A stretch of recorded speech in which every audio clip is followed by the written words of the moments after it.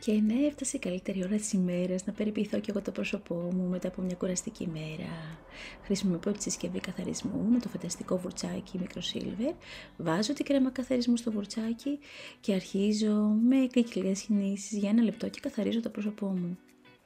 Η αίσθηση είναι φανταστική γιατί το βουρτσάκι είναι πάρα πολύ μαλακό και με τα σωματίδια ασημιού που περιέχει φεύγει κάθε είδους βρωμιά τέλος πάντων και αισθάνεσαι το πρόσωπό σου καθαρό και φρέσκο.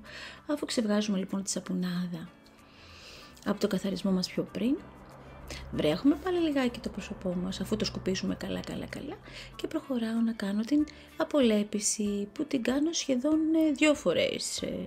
Όχι σχεδόν, την κάνω 2 φορές την εβδομάδα την απολέπισή μου.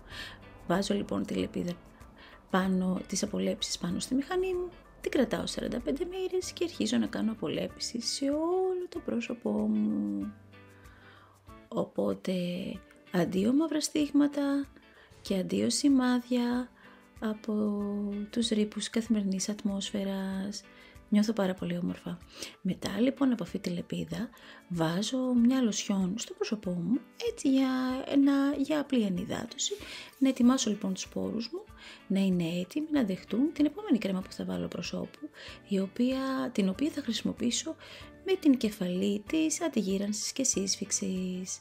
Οπότε αφού νιώθω δροσερή και καθαρή πλέον και μου σκοβολάει να σας πω την αλήθεια αυτή η λοσιόν, βάζω την επόμενη κεφαλή, η οποία λειτουργεί με υπέρηχους. Αλλά βάζω λοιπόν πρώτα και την κρεμούλα σε όλο το πρόσωπό μου, σε όλα τα σημεία του προσώπου, όμως, και χρησιμοποιώ αυτή την κεφαλή που τη χρησιμοποιώ για αντιγύρανση και σύσφυξη και γέμισμα ρητίδων. Οπότε αντίο μαύρη κύκλη, αντίο μαύρα στίγματα, αντίο πανάδες και γίνεται πιο λία η επιδερμίδα μου. Άμεσο αποτέλεσμα, 1-2 φορές κάποιος θα χρησιμοποιήσει.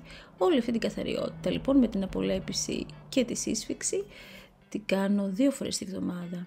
Όμως καθημερινή μπορώ να χρησιμοποιήσω τη συσκευή καθαρισμού μαζί με την κεφαλή της αντιγύρανση και σύσφυξης. Και νιώθω πάρα πολύ όμορφα, κορίτσια. Απλώνω λοιπόν την υπόλοιπη κρέμα και το αποτέλεσμα είναι εκπληκτικό.